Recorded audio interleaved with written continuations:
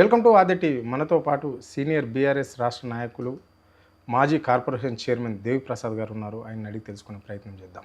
Sir నమస్కారం. బాగున్నారా? బాగుంది సార్. ఏంటి సార్ సంగతులు, ఎట్లా నడుస్తుంది రాష్ట్రం, రాజకీయాల పరిస్థితి ఏంటి? ఇప్పుడు ఆల్రెడీ అకాడమిక్ ఇయర్ స్టార్ట్ అయింది. మరి విద్యాశాఖ మంత్రి ఏమో రేవంత్ రెడ్డి చేతుల్నే ఉంది, ఆయన్నే విద్యాశాఖ మంత్రి. మరి ఎంతవరకు ఈ విద్యార్థులకు బుక్స్ పంపిణీ కానీ యూనిఫామ్ పంపిణీ కానీ ఎంతవరకు జరిగినట్లే ఈ రాష్ట్రంలో? ఇప్పుడు అరుణ్ గత 30 నెలల పాలన పూర్తి అయింది కాంగ్రెస్ పార్టీది. కొండంత ఆశలు పెట్టుకొని కాంగ్రెస్ పార్టీ వస్తే మాకు లాభం జరుగుతుందని అన్ని వర్గాలు కూడా కాంగ్రెస్ పార్టీ వైపు చూసి అధికారంలోకి తెచ్చుకున్నాం. ఇవాళ అధికారంలోకి వచ్చినాక ఏ ఒక్క వర్గం సంతోషంగా లేదు అరుణ్. ఇవాళ విద్యార్థులకు తీసుకుంటే ఎస్సీ ఎస్టీ విద్యార్థులకు ఏం హామీ ఇచ్చాడు? 10వ తరగతి పాస్ అయితే 10,000, ఇంటర్మీడియట్ పాస్ అయితే 15,000, డిగ్రీ పాస్ అయితే 25,000, పీజీ పాస్ అయితే 50,000, పిహెచ్డి చేస్తే ₹1,00,000. ఎన్ని అకాడమిక్ ఇయర్లు పోయినారు? జూన్ 24 పోయింది, జూన్ 25 పోయింది, జూన్ 26 పోయింది. ఈయనకి మిగిలింది ఏంది? జూన్ 27, జూన్ 28, జూన్ 29 వరకు ఇంకో గవర్నమెంట్ వచ్చేస్తుంది. అంటే 3 అకాడమిక్ ఇయర్లు పోయినా కూడా నువ్వు ఇచ్చిన విద్యార్థుల హామీ ఇప్పటి వరకు అమలు కాలేదు. రెండవది ఫీజు రియంబర్స్మెంట్. మన రాజశేఖర రెడ్డి ఉన్న జమాన్లో ఫీజు రియంబర్స్మెంట్ అనేటువంటి ఒక పథకం వచ్చింది. ఆ పథకం ద్వారా ఎస్సీ ఎస్టీ బీసీ విద్యార్థులు, ముఖ్యంగా చదువుకు దూరమైనటువంటి బడుగు బలహీన వర్గాలు, అంటే పొద్దున కారమన్నం తిని బళ్ళకు పోయేటువంటి వాళ్ళందరూ కూడా కనీసం డిగ్రీ చదివిన ఇంజనీరింగ్ చదివినంటే ఫీజు రియంబర్స్మెంట్ పథకం అన్న. ఇలా ఫీజు రియంబర్స్మెంట్ పథకం మూలకు పడేసి ఇలా ఫీజు రియంబర్స్మెంట్ అనేది లేదు. ఇలా మొత్తంగా ఇంకా కొత్త 11 లక్షల మంది కోట్ల రూపాయలు ఇవాళ కోట్ల రూపాయలు వాళ్ళకి ఇచ్చే రియంబర్స్మెంట్ ఎగ్గొట్టి విద్యా ఓవర్సీస్ పథకం అని అన్ని ప్రభుత్వాలు పెట్టినాయి. ఎవరైనా గతంలో ఒక రావో ఒక రెడ్డో ఒక బలిసిన దొరనో అమెరికాకు పోయి నేను డబ్బులు సంపాదించుకొని డాలర్ అంటే మనవి కావు, మనదేమో దుబాయ్ వాళ్ళదేమో అమెరికా అనే పద్ధతి ఉండే. కానీ రాజశేఖర రెడ్డి వచ్చినాక ఫీజు రియంబర్స్మెంట్ అనేటువంటి పథకంతో పాటు ఈ ఓవర్సీస్ స్కాలర్షిప్ కూడా తెచ్చారు. కేసీఆర్ గారు దాన్ని 20 లక్షల రూపాయలు చేసి అన్ని వర్గాలకు కేసీఆర్ గారు చేయడం వల్ల ఇవాళ లక్షలాది మంది విద్యార్థులు అమెరికాకు, ఆస్ట్రేలియాకు, జర్మనీకి పోయి విద్యావంతులు అయ్యేటువంటి ఒక గొప్ప అవకాశాన్ని కేసీఆర్ గారు ఇచ్చారు. ఇలా డాలర్ కూడా మనదే, మనకు దుబాయ్ కాదు అమెరికా కూడా మనదే అనే ఒక విశ్వాసాన్ని కేసీఆర్ కలిగించేటువంటి ప్రయత్నం చేశారు. ఇవాళ ఏమైపోయింది? ఓవర్సీస్ స్కాలర్షిప్లు మొత్తం కూడా రద్దు చేసేటువంటి ప్రయత్నం చేశారు. అంటే ఇలా విద్యా విధానాన్ని మెల్లమెల్లగా విధ్వంసం చేసి, తాను ఎట్లాగూ చదువుకోలేదు, తను రియల్ ఎస్టేట్ చేసి ముఖ్యమంత్రి అయినా కాబట్టి ఇక ప్రపంచంలో అందరూ కూడా ఇటువంటి అడ్డమైన బిజినెస్లు చేసుకొని గొప్పలు కావాలి తప్ప చదువు వద్దనే అందుకంటే ఆయనకు చదువు మీద అంత పట్టు లేదు కాబట్టి ఎవడు చదువుకోవద్దని అనుకుంటున్నాడేమో కుట్రపూరితంగా అని అనిపిస్తుంది. ఎందుకంటే బడుగు బలహీన వర్గాలకు నువ్వు ఏ స్కాలర్షిప్ పథకాలు వచ్చినాయి వాళ్ళ కోసం, ఉన్నోడు ఎట్లా చదువుకుంటాడు, ఈడ కాకపోతే ఇంకో దగ్గరకు పోయి చదువుకుంటాడు. లేనుల గురించి కదా ఇవాళ ప్రభుత్వం. మీరు అన్నట్లుగానే కేసీఆర్ గవర్నమెంట్లో గురుకుల పాఠశాలలు బ్రహ్మాండంగా చెప్పబోతున్నాయి సార్. నేను అరుణ్ ఇంకొకటి రెండవది, కేసీఆర్ గారు ఎందుకు ఆలోచించారు గురుకుల విద్యాలయాలు పెట్టాలని? ఇలా 100ల సంఖ్యలో ఉన్నది 1000 సంఖ్య దాటించారు. గురుకుల విద్యాలయంలో పౌష్టికాహారాన్ని పెంచండు. ఎన్నడూ కూడా కాజు కానీ లేకుంటే బాదం కానీ ఎప్పుడైనా మన ఎస్సీ పిల్లలు ఎస్టీ పిల్లలు ఇళ్ళలో తింటారు. కారం మెతుకులే కష్టమే అరుణ్. మన పల్లెటూళ్ళలో ఎన్నడన్నా కాజు తినగలిగినమా? లేదు. మనం అటువంటి దాన్ని పౌష్టికాహారం ఉండాలి పిల్లలకు అని చెప్పి కేసీఆర్ గారు ఫిట్ ఉండాలని మనం ఎప్పుడో దసరాకో లేకుంటే బోనాలు చేస్తేనో లేకుంటే ఊర్లో బొడ్రాయి పెడితేనో మటన్ చికెన్ తినేది పేదోళ్ళకి అలవాటు. కానీ ఏం చేసిండు కేసీఆర్ గారు? వారానికి 3 సార్లు నీకు నాన్ వెజ్ ఉండాలని పెట్టిండు. కోడిగుడ్డు నిత్యాహారంగా మార్చిండు. ఉప్మా, ఇడ్లీ, దోశను బ్రేక్ఫాస్ట్లో పెట్టి గురుకుల విద్యాలయంలో లక్షలాది మంది విద్యార్థులను పోటీ ప్రపంచంలో మేము గొప్ప అని చెప్పి చెప్పుకునే 1000 మంది డాక్టర్లు అయినరు, 1000 మంది ఇంజనీర్లు అయినరు, 100 మంది సైంటిస్టులు అయినరు. అటువంటి గురుకులాలు ఇవాళ ఏమైపోయింది? గురుకుల విద్య మొత్తం ఎందుకంటే కేసీఆర్ పెట్టిండు. అవును సార్, నేను చదివింది కూడా గురుకులాలనే. సో మీరు అన్నట్లనే గురుకులల్లో ఇప్పుడు మీరు ఎన్జిఓకు లీడర్గా పనిచేసినప్పుడు మీ దగ్గర కూడా రికమెండ్ చాలా ప్రతి స్కూల్. అవునా? అవును. అంటే నేను కూడా చదువుకునే రోజులలో గురుకుల చదివినా అని చెప్పేసి కొంతమంది పంతులు పరిచయం అని చెప్పేసి నాదే అంటే పిల్లలు తల్లిదండ్రులు ఊళ్ళో పోయినప్పుడు అడిగేది. కానీ ఇప్పుడు నేను మొన్న పోయి మా ఊర్లో చూస్తే ఒక 4-5 మంది పిల్లలు బస్తీలో ఉండే పిల్లలు కాలనీలో చంద్రబాబు గిట్లా తిరుగుతురు ఏందన్నా నీ కొడుకు అని అడిగితే ఏముంది తమ్మి వాడు గురుకుల్లో చదువు అంటున్నాడు 8-9వ తరగతికి నేను డ్రాప్ అవుట్ చేసేసినవన్నీ మనం చదువుకున్నట్లే లేదు తమ్మి అది గురుకుల అని చెప్పి చెప్తున్నారు. అంటే ఎందుకు సార్ అది? ఇప్పుడు గురుకులాల విద్యాలయాలు అనేటువంటి కేసీఆర్ పెట్టాడు. కేసీఆర్ ఆనవాళ్ళు దుడిచేయాలి. కేసీఆర్ ఆనవాళ్ళు దుడవాలంటే ఏం చేయాలి? పేద ప్రజల బతుకును ఛిద్రం చేయాలి. అంటే కేసీఆర్ను లేకుండా చేయాలంటే ఏం చేయాలి? అంటే పేదోళ్ళని చంపాలి, పేదోళ్ళ చదువు చంపాలి, పేదోళ్ళ అవకాశాలు చంపాలి, పేదోళ్ళు ఎదగకుండా చంపాలి, పేదోళ్ళు ఎదగకుండా చేయాలి, పేదల ఆత్మగౌరవం దెబ్బతీయాలి. కేసీఆర్ ఆనవాళ్ళు తీసేయడం అంటే గిదే కదా, ఇంకేముంటుంది? కేసీఆర్ ఆనవాళ్ళు అనేది ఏమో ప్రత్యేకంగా లేదు కదా. కేసీఆర్ ఆనవాళ్ళు లేకుండా చేయాలి, ఫీజు రియంబర్స్మెంట్ పథకం చేయాలి. కేసీఆర్ ఆనవాళ్ళు కేసీఆర్ కిట్ తీసేయాలి, కేసీఆర్ ఓవర్సీస్ స్కాలర్షిప్ తీసేయాలి, కేసీఆర్ పెట్టిన అన్ని తీసేయాలి. ఇవన్నీ తీస్తే కేసీఆర్ ఏం పోతుంది? కేసీఆర్ గారు ఒక గొప్ప రాజనీతిజ్ఞుడై ఈ పేద ప్రజలకు అందరికి కూడా తెలంగాణలో అందాలి దొరల కింద లేకుంటే ఈ సమైక్యాంధ్ర పాలన కింద నలిగిపోయినటువంటి విద్యార్థులు భారతదేశంలో తెలంగాణ పౌరుడు అంటే గర్వంగా తలెత్తుకోవాలని అనేక పథకాలు పెట్టేటువంటి ఒక గొప్ప ప్రయత్నం చేసిండు. ఐపీఎస్ అధికారి ప్రవీణ్ను ఆ రోజు ఇన్ఛార్జ్గా పెట్టి ఐపీఎస్ అధికారి వేరే అధికారులు ఉంటే స్ట్రిక్ట్ చేయలేరు, విద్య సరిగ్గా రాదని కొంత టీచర్ల మీద నిర్బంధం పెట్టి కూడా విద్య నేర్పించే ప్రయత్నం చేసిండు. వార్తలు కూడా చూసినాం. ఇప్పుడు గన్ను పెట్టుకునే చదువు ఎట్లా చెప్పాలి అని చెప్పేసి అది మాకు అప్పుడు నియంతృత్వం అనిపించింది ఒక్కోసారి ప్రవీణ్ గారిది. అరే ఇంత నియంతృత్వం చేస్తాడా టీచర్ల మీద అని మేము అనుకున్నాము. అంటే తప్పేముంది కానీ దాని రిజల్ట్ ఎట్లా అంటే ఇప్పుడు ఆయన ఐపీఎస్ వాస్తవమే, 2 గన్మెన్లు ఉంటారు కాబట్టి ఆయనకు పోయి కూర్చుంటాడు క్లాస్లో. ఒక ఉపాధ్యాయుడు చెప్పాల్సిందే కదా ఆయన కూడా స్టూడెంట్ అని. అందులో తప్పేముంది? దాన్ని వెనుకున్నటువంటి విషయాన్ని అర్థం చేసుకోకుండా చాలా మంది చాలా అనుకున్నాం. కానీ ఎంత గొప్ప రిజల్ట్ వచ్చినాయి ప్రవీణ్ కుమార్ వచ్చినాక విద్యాలయాలలో.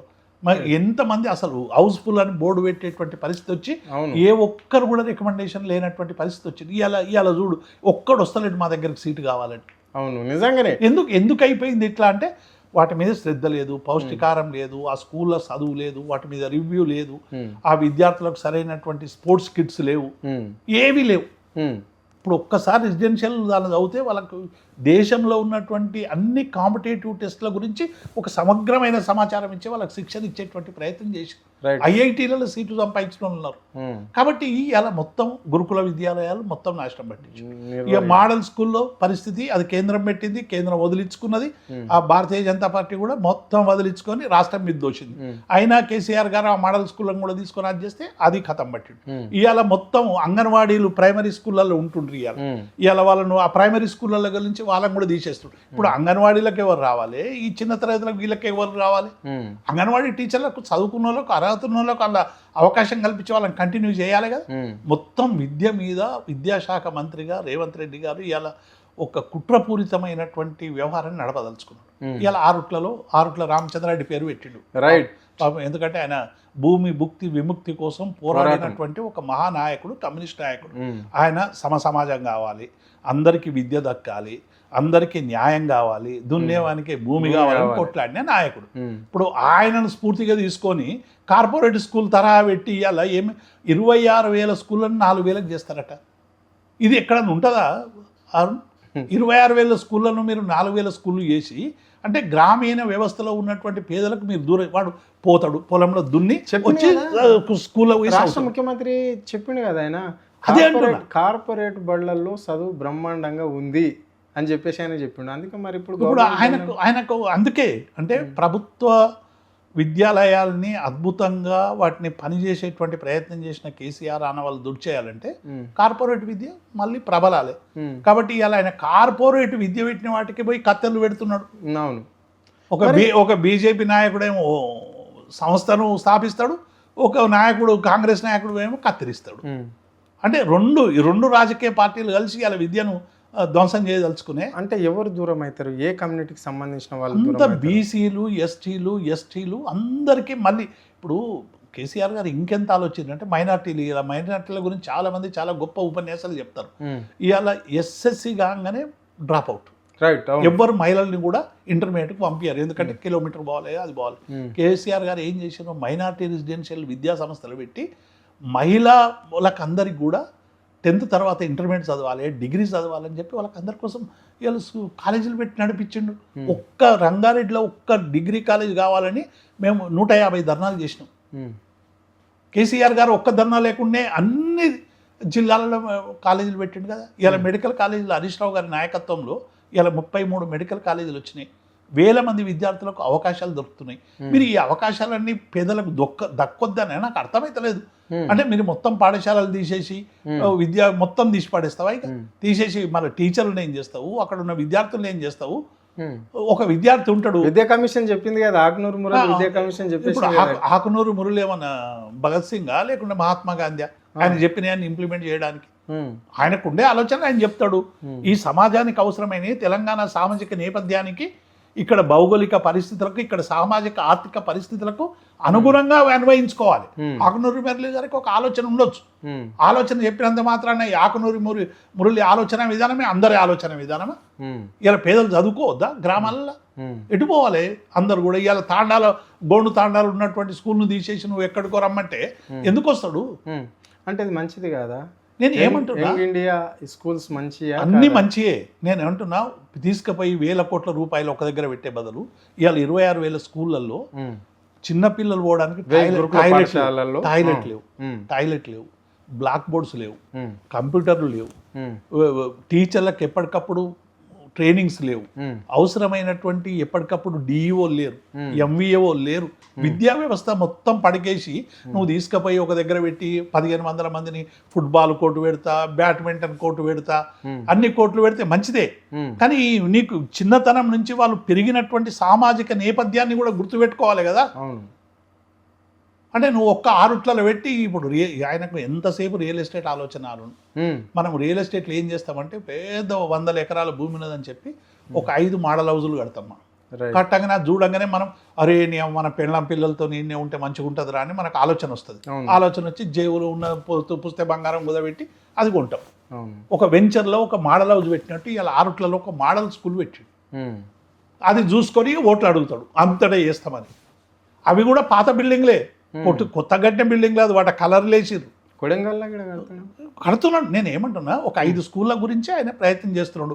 అవి నేను అందుకే చెప్పిన కదా, వెంచర్లో ఒక పెట్టినట్టు ఒక మోడల్ స్కూల్ పెడుతున్నాడు.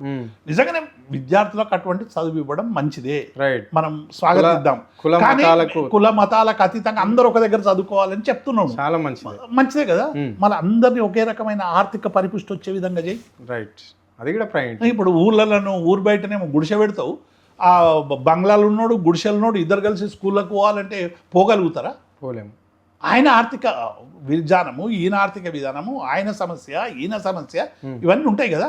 నువ్వు ఇద్దరిని సమాజంలో ఆర్థికంగా పురోగతి వచ్చేటట్టు చేస్తే మంచిగా ఉంటుంది. అదే వదిలిపెట్టి ఆర్థిక అసమానతలు రోజు రోజు రోజు రోజు పెంచి స్కూల్లో మాత్రమే ఈక్వల్గా ఉండాలంటే ఇంటికి పోయినాక వాస్తవ పరిస్థితులకు భిన్నంగా ఉంటాయి. అవునా కదా? అవును, వాస్తవం. ఇవన్నిటిని అర్థం చేసుకోవాలి. ఇక్కడ సామాజిక స్థితిగతుల్ని అర్థం చేసుకొని నువ్వు నువ్వు అటువంటి వేల పాఠశాలలు పెట్టు, మంచిదే. ఎంత పెట్టినావు? 8% పెట్టినావు. ₹1 గవర్నమెంట్ ఫండ్ లేదల్లా 6 అందరూ కార్పొరేట్ సోషల్ రెస్పాన్సిబిలిటీ ఉన్న కింద వచ్చినటువంటి ఫండ్సే. ₹1 విడుదల చేయలేదు, ఒక్క బిల్డింగ్కి ₹1 ఇవ్వలేదు. అన్ని కార్పొరేట్ సోషల్ రెస్పాన్సిబిలిటీ దగ్గర ఇలా అక్యుములేట్ చేసినావు. ఇప్పుడు సిద్దిపేటలో మంచిగా హరీష్ రావు గారు గవర్నమెంట్ స్కూల్ బ్రహ్మాండంగా నడుస్తున్నారు. ఇంకొకటి కోమటిరెడ్డి వెంకటరెడ్డి ఒక దగ్గర పెట్టిండు, ఆ స్కూల్ బ్రహ్మాండంగా నడుస్తుంది.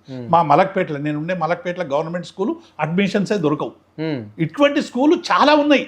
ప్రభుత్వ ఉపాధ్యాయులు అద్భుతంగా పనిచేస్తున్నటువంటి స్కూళ్ళు అనేకంగా ఉన్నాయి. అక్కడ అడ్మిషన్లు దొరకాయి. మనం గవర్నమెంట్ స్కూల్ ఈ ఒక్క స్కూల్ కాదు, అక్కడ కూడా గవర్నమెంట్ స్కూళ్ళలో అడ్మిషన్లు దొరకలేవు. అంటే అంత గొప్పగా కొన్ని స్కూళ్ళల్లో ఇట్లుంటే, కొన్ని స్కూళ్ళల్లో కాలేజీలలో అట్లున్నాయి. అంటే ఇప్పుడు నాకు మొన్న ఒక ప్రిన్సిపాల్ ఫోన్ చేసిండు. ఏది మన జనగామ నియోజకవర్గం నుంచి చర్యాల పక్కన మద్దూరా ఏదో మద్దూరు జూనియర్ కాలేజీ 2004లో వచ్చిందట. అది 2014 ఏదో సంథింగ్ చెప్పిండు. వచ్చిన నుంచి కూడా అక్కడ పట్టించుకుంటుండలేడంట సార్. అక్కడ ఎవరు పట్టించుకుంటలేరంట. అంటే పిల్లలు అక్కడ పక్కకే మోడల్ స్కూల్ ఉందట, దానికి దీన్ని కంపేర్ చేస్తే మన లెవెల్ ఉంటలేరురా బాబు అని చెప్పేసి ఆయన ఫోన్ చేస్తున్నాడు. అంటే ఇక్కడ అమ్మాయిలు వస్తున్నారు, అంటే ఎస్సీ ఎస్టీ బీసీ మైనార్టీ పిల్లలు అందరూ ఉన్నారు. నా దగ్గరకు వచ్చేవాళ్ళు నా దగ్గరకు వస్తున్నారు, కానీ మినిమం వాళ్ళకు ఒక భోజన వసతి మా అండ్లనే మా కాలేజీలోనే నేను ప్రిన్సిపాల్గా ఉన్నా, నేను ఇస్తా అంటున్న ప్లేస్ కానీ కట్టేటోళ్ళు లేరు బాబు, ఎవరి దగ్గరకు పోవాలి అని చెప్పేసి నాకు ఫోన్ చేసి అడుగుతున్నాడు సార్. సహజమే కదా. కాబట్టి ఇప్పటికి ప్రభుత్వం అంటే ఆయన నాకు ఎట్లా అడుగుతుండే అంటే ఆయన స్టూడెంట్ నేను, అంటే ఇప్పుడు నేను ఒక జర్నలిజం చేసిన కాబట్టి ఇక్కడ ఒక రిపోర్టర్గా చేస్తున్నాడు అని చెప్పేసి అనుకున్నాడేమో. ఆయన మీలాంటి పెద్ద ఆయన నాకు ఫోన్ చేసి ఎవరు దగ్గర పోవాలా నాన్న అని అడుగుతుండు. గతంలో సర్వేలు పాఠశాల ఆ స్టూడెంట్ ఆయన సర్వేల్ స్టూడెంట్ డీజీ మహేందర్ రెడ్డి ఆ స్టూడెంట్, మా బుర్రా వెంకటేశం గారు ఐఏఎస్ ఆ స్టూడెంట్, నాకు చేసిన ఆయన కూడా ఆయన్నే. ఇట్లా చాలా మంది ఆ స్కూళ్ళలో పలానా ఐఏఎస్ ఎవరంటే మనం పలానా సర్వేలో చదువుకున్న వాళ్ళం అని గొప్పగా చెప్పుకునేది. ఇప్పుడు ఇవాళ చెప్పగలిగే శక్తి నారాయణలో చదివినడు, వీడు చైతన్యలు చదివిండు, వీడు ఇంకో ఇంటర్నేషనల్ చదివిండు, వీడు ఒక రిడ్జిలో జరిగిండు, వాడు ఇంకో దానిలో చదివిండు. అంటే ప్రభుత్వాలు ప్రజల పట్ల ఇంత పట్టింపు లేని తత్వం ఎందుకు అంటున్నాను నేను. ఇది అలా ఇన్ని స్కూళ్ళు ఉన్నాయి, మీరు స్కూళ్ళకు వాటికి అన్నిటికి కూడా అవసరమైనటువంటి మౌలిక సౌకర్యాలు కల్పించండి. అద్భుతమైనటువంటి రిజల్ట్స్ తీసుకొస్తారు మా ఉపాధ్యాయులు, బ్రహ్మాండంగా పనిచేస్తారు, అద్భుతంగా రాణిస్తారు. మీరు వాటికి బ్లాక్ బోర్డులు ఇవ్వరు, కంప్యూటర్లు ఇవ్వరు, వాటికి అవసరమైన బుక్స్ ఇవ్వరు, వాళ్ళకు పౌష్టికారం చక్కగా ఉండదు, మధ్యాహ్న భోజనం వేతనాలు చెల్లించరు, వర్కర్లకు వేతనాలు చెల్లించరు, కోడిగుడ్లకు పైసలు ఇయ్యరు, చికెన్కు పైసలు ఇయ్యరు, మొత్తం వాళ్ళ మీద పడతాయి. ఇలా ఎస్సీ ఎస్టీ హాస్టల్స్లో మొత్తం వార్డెన్లందరూ అప్పుల పాలవుతున్నారు. నువ్వు కట్టే రెంట్స్ బిల్డింగ్లకు డబ్బులు ఇవ్వవు, వాడు కరెంటు బంద్ చేసిపోతాడు, వాడు నీళ్ళు బంద్ చేసిపోతాడు ఓనర్ వచ్చి. మరి ఇన్ని కష్టాల మధ్య పిల్లలకు చదువులు చెప్తున్నప్పుడు నువ్వు వాటిని పట్టించుకొని మంచిగా బ్లాక్ బోర్డులు ఇచ్చి వాళ్ళకి అవసరమైన మౌలిక సౌకర్యాలు ఇచ్చి ఎప్పటికప్పుడు ట్రైనింగ్ ఇచ్చి ఇంకా 26,000 పాఠశాలను 52,000 పెంచాలి. రైట్, 4,000 చేసుడు కాదు, పాఠశాలలు పెంచి ఉపాధ్యాయులు పెంచాలి. నువ్వు 10 మంది పిల్లలున్నారు, 10 మంది టీచర్లు, ఎందుకంటే 10 మంది ఉపాధ్యాయులు 10 పిల్లలన 10 మంది టీచర్లు ఉండాలి. ఎందుకంటే భావి భారత పౌరులు తయారు చేయడానికి అవసరమైనటువంటి అది పెట్టుబడి నువ్వు చేసేది. నువ్వు అట్లా చేయాలి కానీ నువ్వు ఉన్న స్కూళ్ళు తీసేస్తా, టాండాలకలు తీసేస్తా, గూడెంలకలు తీసేస్తా. ఇది ఈ లెక్క ఎట్లా సార్ నాకు ఇప్పటికి కూడా అర్థమైతలేదు. ఒక ఉపాధ్యాయుడు ఒక ఈ నుంచి పెట్టిస్తే 5వ తరగతి వరకు ప్రాథమిక పాఠశాలలో ఒక్క ఉపాధ్యాయుడు ఎట్లా మెయింటైన్ చేస్తాడు? ఆయన ఏముట్లా ఉత్తీర్ణుడు నాకు చెప్పండి. ఇప్పుడు నేను కదా నాది MA BEd అయిపోయింది సార్, నేను సోషల్ స్టూడెంట్ను, నేను సోషల్ బ్రహ్మాండంగా నేను చెప్పగలను, పాలిటిక్స్ నేను చేయగలను, 4 భాగాలుగా నేను చెప్పగలను, భూగోళం చెప్పగలను, అర్థశాస్త్రం చెప్పగలను, పౌరశాస్త్రం చెప్పగలను, చరిత్ర చెప్పగలను. కానీ నేను మ్యాథ్స్ ఎట్లా చెప్తాను? అదే 5వ తరగతి బేసిక్ అంటేనే మ్యాథ్స్ కదా. అవును, మరి మ్యాథ్స్ నేనేం చేయగలను, ఇంగ్లీష్ నేనేం చెప్పగలను? అరుణ్, నేను ఏమంటున్నా అంటే నీకు విద్యార్థుల పట్ల సోయుండి విద్యార్థుల జ్ఞానాన్ని పెంచాలి, విద్యార్థులకు సరైనటువంటి పాఠాలు చెప్పాలని మనసులు ఉంటేనేమో నువ్వు ఇవన్నీ ఆలోచిస్తావు.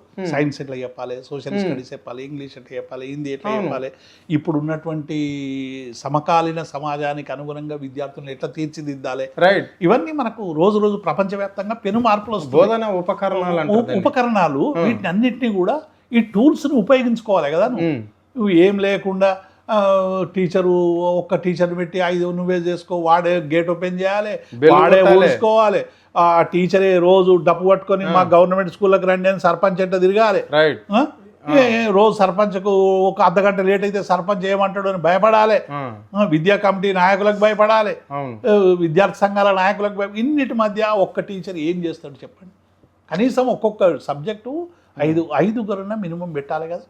అంటే నువ్వు అంటే ఇక మొత్తం ప్రభుత్వం బాధ్యత నుండి విద్య అందించడం అనేది మా బాధ్యత కాదు అని. అంటే ప్రైమరీ స్కూల్కు దాదాపుగా 5 క్లాసులు ఉంటాయి, 5 క్లాసులకు 5 మంది పంతులు ఉండాలంటావు, ఏ సబ్జెక్ట్కి ఆ పంతులు ఉండాలంటావు. కాబట్టి ఇప్పుడు ఇవన్నీ పెడుతున్నారు. విద్యావేత్తలతో మాట్లాడండి, సమాజంలో ఉన్నటువంటి విద్య కోసం కృషి చేస్తున్న వాళ్ళతో మాట్లాడండి.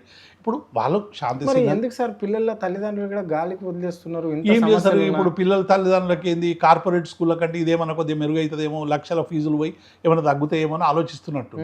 ఇవాళ అవి ఏం తగ్గాయి? ఇప్పుడు ఈ అన్న చదివేది 1500, మన ఒక్కొక్క మండలి ఉండేది ఎంతమంది ఉంటారు? అవును, 1000 మంది ఉంటారు. ఎటు పోవాలి? మునుపటి లెక్క లేదు. ఇవాళ ప్రతి ఇంట్లో ఉన్నాయి 3 పిల్లలు 2 పిల్లలు అందరూ స్కూల్కి పోతారు. అంటే మీరే ఉన్నారు ఇప్పుడు, సపోజ్గా మీరు ఇట్లా ప్రైవేట్లో చదివచ్చారా? మేమంతా గవర్నమెంట్ స్కూల్లో మరి మీరు ఎట్లా అయ్యారు? ఇట్లా మాకు ఓ పూట చెప్తే ఓ పూట చెప్పకుండా మేము మీరు ఈ స్థాయికి ఎదగడానికి కారణం ఏంటి? మీ పంతులే కదా. అంతే కదా, అంతే కదా. మరి మీరు చెప్పాలి కదా, మీరు కూడా ప్రచారం చేయాలి కదా. ముఖ్యమంత్రి కేసీఆర్ కూడా గవర్నమెంట్ స్కూల్లో చదువుకున్నాడు, మన రేవంత్ రెడ్డి చదువుకోలేదు నాకు తెలియదు కానీ కేసీఆర్ అయితే గవర్నమెంట్ స్కూల్లో చదువుకున్నాడు. ఎంత అద్భుతంగా మాట్లాడతాడు, భాష మీద ఎంత పట్టున్నది, ఆయన టీచర్లు అంటే ఎంత గౌరవము, సబ్జెక్టు మీద ఎంత పట్టు ఉంటుంది. ఆయన ఒక్క కేసీఆర్ కాదు, గవర్నమెంట్ స్కూళ్ళలో చదువుకున్న ప్రతి విద్యార్థి ఇవాళ ఉన్నటువంటి మా ఏజ్లో ఉన్న వాళ్ళందరూ కూడా గవర్నమెంట్ స్కూళ్ళలో చదువుకున్న వాళ్ళే. అప్పుడు ప్రైవేటే లేదు మాకు. మీరేమో రేవంత్ రెడ్డి చదవలేడు అని మీరు అంటున్నారు. నాకు తెలియదు అంటున్నా, చెప్తున్నా మీకు తెలియదు అంటున్నారు. అలా ఉపాధ్యాయుడు రేవంత్ రెడ్డికి ఎక్కడైతే చదువు చెప్పిండో కొడంగల్ ఆయన నన్ను కలిసిండు సార్. కలిసి ఆయన ఇల్లు కూలిపోతుందట. మూసి పక్షాలలో బాబు నేను ఆయనకు చదువు చెప్పిన ఈ రాష్ట్ర ముఖ్యమంత్రి రేవంత్ రెడ్డికి నా ఇల్లు కూల్చేద్దని చెప్పు బాబు, ఓసారి నాకు నేను కలిసడానికి నాకు అవకాశం ఎట్లా వస్తుంది బాబు అని వచ్చిండు ఆయన. మీరు ఒకసారి నా వీడియో చూడండి ఉంటుంది మా ఛానల్లో. నేను ఏమంటున్నా అంటే రేవంత్ రెడ్డి కూడా గవర్నమెంట్ స్కూల్లో చదవచ్చు, ఆయన చదవచ్చు, నేను చదవలేదని ఆయన అట్లా అనడానికి లేదు. కానీ నేను ఏమంటున్నా అంటే ఇప్పుడు తెలంగాణకు ఒక ముఖ్యమంత్రి అయిన మంచి అవకాశం వచ్చింది. ఈ అవకాశాన్ని చిన్న వయసులో సద్వినియోగం చేసుకొని విద్యాలయాలకు సంబంధించి విద్య మీద ప్రత్యేకమైన దృష్టి పెట్టి ఇవాళ ఫీజులు నువ్వు ఎందుకు నియంత్రణ చేస్తలేవు? ఇవాళ తెలంగాణలో నియంత్రణ చేయి. కేసీఆర్ కాలంలో ఉన్నప్పుడు చైతన్య పెరిగింది, నారాయణ పెరిగిందని మా మీద దుమ్ము పోసినావు కదా. మరి ఇప్పుడు నీ పీరియడ్లో ఎన్ని తగ్గించినావు అది చెప్పాలా? ఎన్ని పాఠశాలలు తగ్గించినావు చెప్పు. నువ్వే ప్రైవేట్ పాఠశాలకు పోయి కత్తెర్లు జేబులు పెట్టుకొని రోజు ఒక ప్రైవేట్ పాఠశాల కత్తిరింపులు చేయబడుతుంది. నువ్వేం కంట్రోల్ చేస్తావు? అంటే రేపు ఏం చేస్తారంటే ఈ పబ్లిక్ స్కూల్ అన్నింటినీ మళ్ళీ ఆదానికో అంబానికో అప్పచెప్పి వాళ్ళకి ఇచ్చేస్తాడు. ఇప్పుడు అన్ని ఎకరాలు జమ చేస్తున్నాడు, 25 ఎకరాలు 30 ఎకరాలు అన్ని ఇన్ఫ్రాస్ట్రక్చర్ క్రియేట్ చేసి ఇక ప్రభుత్వం నడిపేయడం వల్ల సరైన ఫలితాలు వస్తలేవు కాబట్టి ఇవి మేము ఆదానికి అంబానికి ఇస్తున్నాం, వాళ్ళ పార్ట్నర్షిప్తో పనిచేస్తామని చెప్పి రేపు భవిష్యత్తులో చెప్పినా మనం ఆశ్చర్యపోనక్కర్లేదు. స్కూల్ విద్యా వ్యవస్థ మొత్తం విద్యా వ్యవస్థను అంతా ప్రైవేట్ పరం చేసే ఫోటోలో బాగానే జరుగుతుంది ఇదంతా. సార్ ఇప్పటికీ రేవంత్ రెడ్డి సర్కార్ వచ్చి మీరు అన్నట్లుగా 3 అకాడమిక్ ఇయర్లు కంప్లీట్ అవుతున్నాయి సార్. ఎన్ని రివ్యూ మీటింగ్లు అయినాయి సార్ విద్యా వ్యవస్థ మీద? ఇప్పుడు మేమంటే అప్పుడు ఇప్పుడు చూడము, మీరు రోజు పత్రికలలో చూస్తారు, రోజు తిరుగుతారు కదా అరుణ్. అసలు ఆయన విద్య మీద రివ్యూ చేసింది ఎప్పుడు అన్నదా? అదే సార్, అదే విద్య మీద రివ్యూ లేదు, వైద్యం మీద రివ్యూ లేదు, మహిళల మీద రివ్యూ లేదు, ఉద్యోగుల మీద రివ్యూ లేదు, నిరుద్యోగుల మీద రివ్యూ లేదు. ఏం రివ్యూ ఉన్నదంటే rare, pure, cure, fourth city, skill university, Kanchagachibowli భూములు, లేకుంటే రావల్కొల్ల 275 ఎకరాలు, కోత్వాలగూడల మైనింగు, వీటి మీద రివ్యూలు ముఖ్యమంత్రి వీటన్నింటినీ కూడా మిగతా ఏవి కూడా పట్టించుకొని ఈ 30 నెలల పరిపాలన అనేది ఇలా ప్రజలకు ఒక పెనుభారంగా మారింది రేవంత్ రెడ్డి పరిపాలన. అంటే మీ గవర్నమెంట్ ఉన్నప్పుడు ఇప్పటికీ గవర్నమెంట్ బడిలో చదివే పిల్లలకు యూనిఫామ్ కానీ బుక్స్ కానీ పంపిణీ జరిగేదా? ఇప్పుడు జరిగితే మీ గవర్నమెంట్లో జరిగితే గవర్నమెంట్లో జరగకపోవడానికి ప్రధాన కారణం ఏంటి? ఎందుకు లేట్ అవుతుంది? నేను ఇప్పుడు అరుణ్ ఏదైనా మనం ఒక సంస్థలో ఈరోజు మెయిన్ ఐటెం కూడా మనం చూసినాం, మంత్రులకు అధికారుల మధ్యన గ్యాప్ పెరిగింది. ఒకరి మీద ఒకరు కూడా మీరు ఇయ్యలేరు, మేము చేయలేమనే స్థాయికి అధికారులు మంత్రులకు కూడా చెప్పే స్థాయికి వచ్చి ఇప్పుడు కుట్టే దగ్గర నుంచి, యూనిఫామ్ దగ్గర నుంచి, బెల్టుల దగ్గర నుంచి, ఐడి కార్డుల దగ్గర నుంచి అన్ని కాంట్రాక్టులు తన మనుషులకు ఇచ్చుకునే ప్రయత్నం. కోట్ల రూపాయలు, 820 కోట్ల రూపాయలు టెండర్లు పిలిచినామని చెప్పింది కదా అన్నిటికీ. అది ఆయన మనుషులకే కావాలి. ఇలా ప్రతి మంత్రి దగ్గర ఒక షాడో మంత్రి. ఆ మంత్రివర్గానికి ముఖ్యమంత్రికి మధ్య గ్యాప్లు ఎందుకు పెరుగుతున్నాయి? ప్రతి డిపార్ట్మెంట్ లో వేరే ఒక షాడో మంత్రిని పెట్టిండు. ఆ షాడో మంత్రి చెప్పినట్టే ఈ ఉన్న మంత్రి వినాలే, అధికారాలన్నీ ఆ షాడో ఆయనకే. ఈ మంత్రులకు అధికారాలు లేవు, గ్యాప్ పెరిగిపోతా ఉన్నది, ఒక శాఖకు ఒక శాఖ మధ్య సమన్వయం లేదు, పరిపాలన మొత్తం ఇన్ టోటల్ జీరో అయిపోయింది. కేవలం దోచుకోవాలి, దాచుకోవాలి, కాంట్రాక్ట్లు చేయాలి, ఈ పనులు తప్ప అసలు ఇచ్చిన 6 గ్యారంటీలు ఏమైనాయి, హామీలు ఏమైనాయి, మేము ఈ విద్య కోసం ఇచ్చినటువంటి హామీలు ఏమైనాయి, ఇంటర్నేషనల్ స్కూల్ అని చెప్పి ఒక స్కూల్ పెట్టి 6 స్కూల్ పెట్టగానే ఇక తెలంగాణ మొత్తం మారిపోయినట్టేనా? అంటే సార్ ఇంకా ప్రజలు, గ్రామీణ ప్రజలు కావచ్చు, నగర ప్రజలు కావచ్చు, ఇంకా ఎక్స్పెక్ట్ చేస్తున్నారు సార్. ఎందుకంటే మన పక్క రాష్ట్రంలో తమిళనాడులో సీఎం విజయ్ పెట్టిన పథకాలు, అంటే విద్య మీద పెట్టింది ఒక నియమ నిబంధనలు, ఒక చట్టం తీసుకురావడం తెలంగాణ ప్రజల మీద ఎవ్వల స్టేటస్ చూసినా తల్లిదండ్రులు సహజంగానే. ఇప్పుడు అరుణ్ మన జీవితంలో 50 నుంచి 60% మనం పిల్లల విద్య కోసం కష్టపెడుతున్నాం. 10,000 రూపాయలు వచ్చేటోళ్ళు ఇప్పుడు ఊళ్ళో ఎట్లయిపోయిందంటే ఉపాధి హామీ పథకానికి పోయేందుకు తట్టా బుట్ట పారబట్టుకొని రోడ్డు మీదకి వచ్చి పిల్లగాన్ని ప్రైవేట్ స్కూల్ బస్సులు ఎక్కించి పంపించి ఆయన తట్టబుట్ట పట్టుకొని ఉపాధి హామీకి పోతున్నాడు. ఉపాధి హామీకి దొరికేది 400 నుంచి 500 కూలీ దొరుకుతుంది. 500 ఇద్దరు 500 మ్యాక్సిమం 500 వస్తుంది. ఈ 500 అంటే 15,000 ఒక కుటుంబానికి వస్తే ప్రైవేట్ స్కూల్కి పంపిస్తే 5,000 ఫీజు కడుతున్నారు అరుణ్. 5,000 మినిమం. మంత్లీ మంత్లీ చెప్తున్నారా? ఓకే ఓకే మంత్లీ 5,000 ఒక మామూలు స్థాయికి. ఎందుకంటే కొడుకు కట్టుకోవాలి, ఇంగ్లీష్ చదువు రావాలి, 10 మంత్రులు మా దొర కొడుకు ఎట్లా చదువుతున్నాడు, నా కొడుకు కూడా ఎట్లా చదవాలని కొద్దిగా తిక్కు ఉంటుంది కదా. అవునవును. ఇప్పుడు ఆ తిక్క తీర్చుకోవడానికి 1,000 రూపాయలు ఖర్చు పెడతారు. 45,000 ప్రకారం 45,000 ఫస్ట్ క్లాస్. అవును. ఈ 2 లక్షల రూపాయలు ఉన్న స్కూళ్ళు ఉన్నాయి. First class PP1 PP2. నువ్వు హైదరాబాద్లో ఇంకా ఏడున్నవారు. హైదరాబాద్ లక్షల రూపాయలు, 2 లక్షల రూపాయలు ఉన్నది LKG చదువుకు. మొత్తం మా పీజీ చదివినా కూడా 2 లక్షలు కాలే మొత్తం హోల్ జీవితం అంతా. మీకు ఆ 2 లక్షలు చూసిరో లేదో మీ విద్యార్థి దశలో. ఇప్పుడు ఏంది ఇది, ఈ ఫీజులు ఏంది, ఈ కథ ఏంది, ఈ ఫీజు రెగ్యులేషన్ కమిటీ అని ఒకటి ఉంది, అది పనిచేయదు. పేరెంట్స్ అడిగితే దిక్కు లేదు.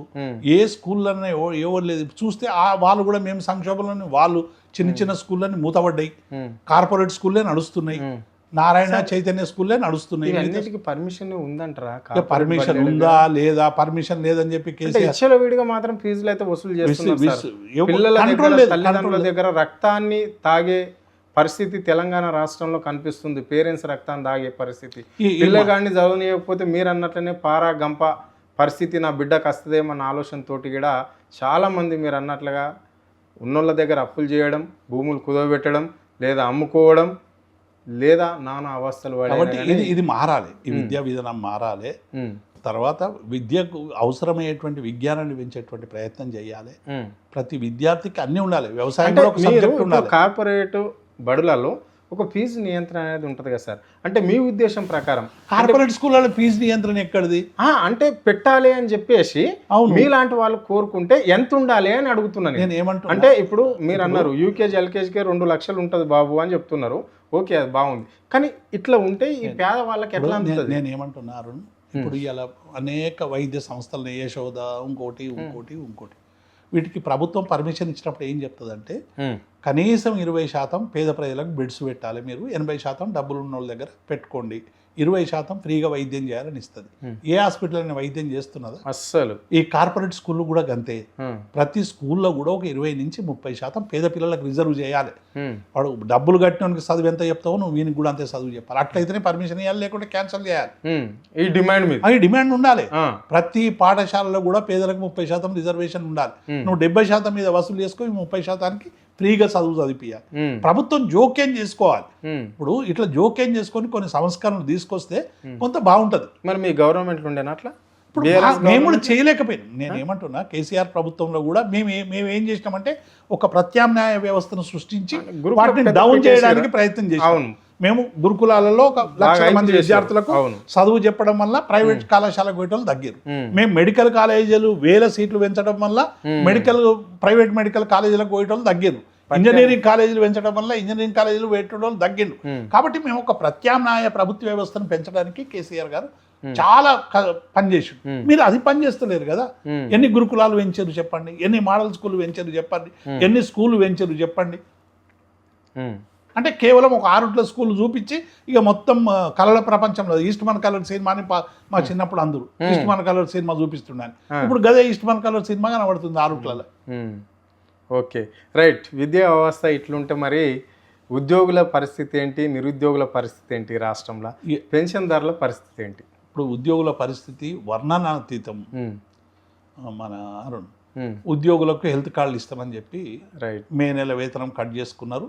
జూన్ 2వ తారీఖు నాడు అందరికీ మేము ఇట్లా వచ్చేసింది మాకు, పోయి మనం వైద్యం చేసుకుంటే ఒకటి తక్కువ అని ఎంప్లాయీస్ అందరు అనుకున్నారు. 1.5% కట్ చేసి పోనీ కట్ చేశారు. కనీసం ట్రస్ట్ అని ఏర్పాటు చేయండి అని బాగా ఒత్తిడి తెస్తే నిన్న జీవో ఇచ్చారు. ట్రస్ట్ ఏదో 30 మందితో ట్రస్ట్ ఏర్పాటు చేశారు. ఇప్పటి వరకు విధి విధానాలు లేవు. వైద్య పరిమితి ఎంతో ఇప్పటి వరకు చెప్పలేదు. ఎవరెవరికి వర్తిస్తుంది అనేది గ్యారంటీ లేదు. కాబట్టి ఇప్పటి వరకు కూడా ఈహెచ్ఎస్ మీద సరైనటువంటి పద్ధతి గవర్నమెంట్ పాటిస్తలేదు.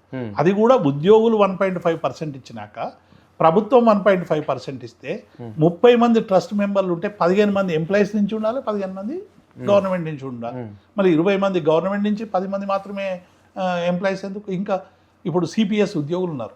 60,000 బేసిక్ పే వచ్చేటువంటి రిటైర్ అయితే ఆయనకు వచ్చేది 5,000 పెన్షన్ వస్తుంది. నువ్వు ఏం కటింగ్ చేస్తున్నావు? 1.5 అంటే 60,000 మీద 900 కట్ చేస్తున్నావు. ఆయనకి 25% పోతున్నది పెన్షన్లో. సిపిఎస్ ఉద్యోగులకు ట్రస్ట్లో ప్రాతినిధ్యం లేదు, వాళ్ళు ఇవ్వాలని అడుగుతున్నారు. పెన్షనర్ల పరిస్థితి మరీ దారుణం అయిపోయింది. ఇప్పుడు 2,000 కోట్లు రిలీజ్ చేసినామని చెప్తున్నాడు, ఎవ్వరికి డబ్బులు రాలేదు. ఇంకా 8-9 కోట్ల రూపాయలు పెండింగ్ ఉన్నాయి. ఇవి ఎప్పుడు ఇస్తాడో తెలియదు. 700 కోట్లు అంతా ఉత్త కథ. అది 700 కోట్లు ఇస్తున్నామన్నారు, మొన్న 2,000 కోట్లు రిలీజ్ చేసినామన్నారు. మొన్న హైకోర్టులో అందరు కోర్టుకు పోయి కంటెంప్ట్ వేస్తే ఆ కంటెంప్టేషన్ వల్ల పేమెంట్స్ మొన్నటి నుంచి స్టార్ట్ అయినాయి. అవి కూడా ఓన్లీ జీపీఎఫ్ ఇచ్చారు, మిగతా బిల్స్ ఇవ్వలేదు. అంటే ఇలా మొత్తం ఉద్యోగులందరినీ ఏడిపించుక తినే పరిస్థితి వచ్చింది. పిఆర్సీ లేదు, జూలై 23 నుంచి పిఆర్సీ రావాలి. దాని గురించి 23 ఇప్పుడు 23 జూలై వచ్చింది, 3 ఏళ్ళు అయిపోయింది, ఇప్పటి వరకు పిఆర్సీ లేదు. మీరు మేనిఫెస్టోలో ఏం పెట్టినరు? 6 నెలల్లో నేను పిఆర్సీ ఇస్తాను. మరి ఎటుపోయింది పిఆర్సీ? డిఏలు 1/7/23 నుంచి 1/6/26 వరకు 6 డిఏలు రావాలి. ఒక డిఏ కేంద్రం దగ్గర పెండింగ్ ఉన్నది, 5 డిఏలు రాష్ట్రం దగ్గర ఉన్నాయి, 6 డిఏలు పెండింగ్ ఉన్నాయి. ఇప్పటి వరకు డిఏల ప్రస్తావన లేదు. ఇప్పుడు కనీసం 18,000 అంగన్వాడీలకు ఆశాలకు పెంచుతా అని చెప్పినావు. అంగన్వాడీలకు 18,000 కాదు, మొత్తం వాళ్ళకి జీతాలు కూడా 2 నెలల నుంచి జీతాలు వస్తలేవు. అవుట్ సోర్సింగ్ ఉద్యోగులకు వేతనాలు మేము కార్పొరేషన్ పెడతాం సంక్షేమం కోసం అని పెట్టినావు, అది దిక్కు లేదు. అంటే మొత్తం ఇంటోటోగా ఉద్యోగులకు ఇచ్చినటువంటి హామీలన్నీ కూడా ఉల్లంఘన అయిపోయినాయి. కేవలం ఒక హెల్త్ కార్డు మాత్రం నిన్న ట్రస్ట్ వేసారు, స్వాగతిస్తాం. ట్రస్ట్ మంచిదే, ట్రస్ట్ వేయాలని మేమే అడిగినాం, ట్రస్ట్ వేసారు, స్వాగతిస్తున్నాం. కానీ ఆ ట్రస్ట్ వెంటనే సమావేశమై విధి విధానాలు నిర్ణయించి నెట్వర్క్ హాస్పిటల్తో మాట్లాడలేదు. ఇప్పుడు అరుణ్ ఎట్లయిపోయిందంటే ఒకటి ఏదైనా మనం స్కీమ్ పెడుతున్నప్పుడు ఒక స్టూడియో పెట్టాలనుకున్నప్పుడు ఏమనుకున్నాం, కెమెరామెన్ ఎవరు, స్టూడియో ఎక్కడ పెట్టాలి, ఇంటర్వ్యూ రూమ్ ఎట్లా, సిఇఓ ఏం పని చేయాలి, ఇవన్నీ ఆలోచించి వాడు పెట్టుకుంటాడు. ఇంత పెద్ద ప్రభుత్వానికి దమాక్ కూడా లేనట్టు అసలు హెల్త్ కార్డులు నువ్వు స్టార్ట్ చేస్తా అన్నప్పుడు ఎక్కడ పోవాలి వైద్యానికి? గవర్నమెంట్ హాస్పిటల్కి పోవాలి, ప్రైవేట్ హాస్పిటల్కి పోవాలి. నువ్వు వాళ్ళని పిలిచి మాట్లాడానా వద్దా? ప్రైవేట్ హాస్పిటల్ బాబు పలానా అరుణ్ వస్తాడు, గవర్నమెంట్ ఎంప్లాయీ, ఈయన కార్డు పట్టుకొని వస్తాడు, ఈయనకి వైద్యం చేయమని వాళ్ళకి చెప్పానా వద్దా? చెప్పాలి. ఇప్పటి వరకు నెట్వర్క్ హాస్పిటల్తో ముచ్చట పెట్టింది లేదు, మాట్లాడింది లేదు. అవన్నీ ముఖ్యమంత్రి చూసుకుంటాడా? మరి ముఖ్యమంత్రి చూస్తున్నాడా? షాడో మంత్రులు చూస్తున్నారా? 4 అన్నదమ్ములు చూస్తుర్రా? 10 మంది అన్నదమ్ములు చూస్తుర్రా? 13 మంది మంత్రులు చూస్తుర్రా? 27 మంది సలహాదారులు చూస్తుర్రా? తెలుస్తలేదు. అంటే ప్రతి దానికి ముఖ్యమంత్రిని ముడిపెడితే ఎట్లా? మేము ఏమంటున్నాం, ముఖ్యమంత్రి ఆలోచన మంచిది, హెల్త్ కార్డులు ఇవ్వాలని. మరి ఆలోచన అమలు కావడానికి అవసరమైన నిర్మాణం కూడా ఆయన ఎంచుకోవాలి కదా ముఖ్యమంత్రి గారు. లేకుంటే ఎంత చెడ్డ పేరు వచ్చింది. ఇప్పుడు నువ్వు హెల్త్ కార్డులు వేయలేదు, కటింగ్ మొదలు పెడుతుంది. పోనీ కటింగ్ పోయినా పర్వాలేదు అనుకుంటే విధి విధానాలు లేవా? పోనీ విధి విధానాలు లేవంటే నెట్వర్క్ హాస్పిటల్తో మాట్లాడకపోతేవి. పెన్షనర్లకు ఎప్పుడు కార్డు వస్తుందో తెలియనటువంటి పరిస్థితి, అంత అగమ్య గోచరం. అంటే నేను ఏమంటున్నా, ఏదైనా ఒక పథకం ప్రారంభించేటప్పుడు ఒక సమగ్రమైనటువంటి విచారణ చేసి విధి విధానాలు నిర్ణయించి నువ్వు చేస్తే మంచిగా ఉంటుంది. రేవంత్ రెడ్డికి మంచి పేరు రావాలని అనుకుంటాం కదా మేము. ఆయన మాకేమో పాలేవడా, మాకేమన్నా అదే ఓన్లీ రాజకీయపరమైనటువంటి విభేదాలు ఉంటాయి. ఉన్న ఒక ముఖ్యమంత్రి పేద ప్రజలకు పనిచేయాలని కోరుకుంటాం. 420 హామీలు ఇచ్చి, 6 గ్యారంటీలు ఇచ్చి, ఇచ్చిన 5 లక్షల ఇందిరం మిల్లు ఇచ్చి, ఎస్ఎస్సి పాస్ అయినాక 10,000, ఇంటర్మీడియట్కు 12,000, డిగ్రీకి 25,000, ఎస్సీ ఎస్టీలకు ఇచ్చి, ఎస్సీలకు 12 లక్షల రైతు బంధు ఇచ్చి, ఇవన్నీ ఇస్తే ఇంకా 25 ఏళ్ళు ఉండని ముఖ్యమంత్రి. ఎవడొద్దన్నాడు? నువ్వు ఇచ్చిన హామీలు ఏవి అమలు చేస్తలేవు కాబట్టి దిగిపోని అంటున్నాం. మీరేమో దీపం అంటారు, ఆయన నేను బ్రహ్మాండంగా 2.5 సంవత్సరాలు పరిపాలించిన, ఇందిరమ్మ ఇండ్లు ఇస్తున్నా, తెల్ల రేషన్ కార్డులు ఇచ్చినా, సన్న బియ్యం ఇచ్చినా, సబ్సిడీ గ్యాస్ ఇచ్చా, మళ్ళీ 200 యూనిట్లు ఇచ్చా, మహిళలకు ఉచిత బస్సు ప్రయాణం ఇస్తున్నా, 2,500 ఇస్తున్నా, పెన్షనర్లకు పెన్షన్లు ఇస్తున్నా, ఇవన్నీ చెప్పుకుంటుండే ఆయన. అరుణ్ ఎంత మంచి రైతు బంధువు. ఇప్పుడు అరుణ్ మంచి సినిమా బ్లాక్ బస్టర్ అని మనం 50 రూపాయలు టికెట్ పెట్టుకొని లోపలికి పోతాం. అవును, సినిమా స్టార్ట్ కాగానే విసుగు ఉట్టేటట్టు ఉంటే మనం మొత్తం చూస్తే పరిస్థితి ఉంటుందా? ఉండదు, బయటకు వచ్చేస్తాం. అవును, ఇవాళ ఇంటర్వ్యూల వరకు 30 నెలలు అయిపోయింది. సినిమా ఇంటర్వ్యూల వరకు మా కేసీఆర్ గారు మా కేటీఆర్ చెప్పింది ఇది డిజాస్టర్ అయిపోయింది. ఇంటర్వ్యూల వరకు సినిమా బ్లాక్ బస్టర్ కాదు, డిజాస్టర్ అయింది అన్నాడు. ఇప్పుడు సినిమా మొదటి హాఫ్ ఫెయిల్ అయింది, రెండో హాఫ్ చూస్తేందుకు ఎవడు దిక్కే లేడు. ఇప్పుడు రెండో హాఫ్ ఏముంటది? ఇక నీకు నేను ఇంతకుముందు చెప్పిన 3 అకాడమిక్ ఇయర్లు అయిపోయినాయి, మిగిలిన 2 అకాడమిక్ ఇయర్లు. 3 అకాడమిక్ ఇయర్లు చేయను 2 అకాడమిక్ ఇయర్లు చేస్తాడా?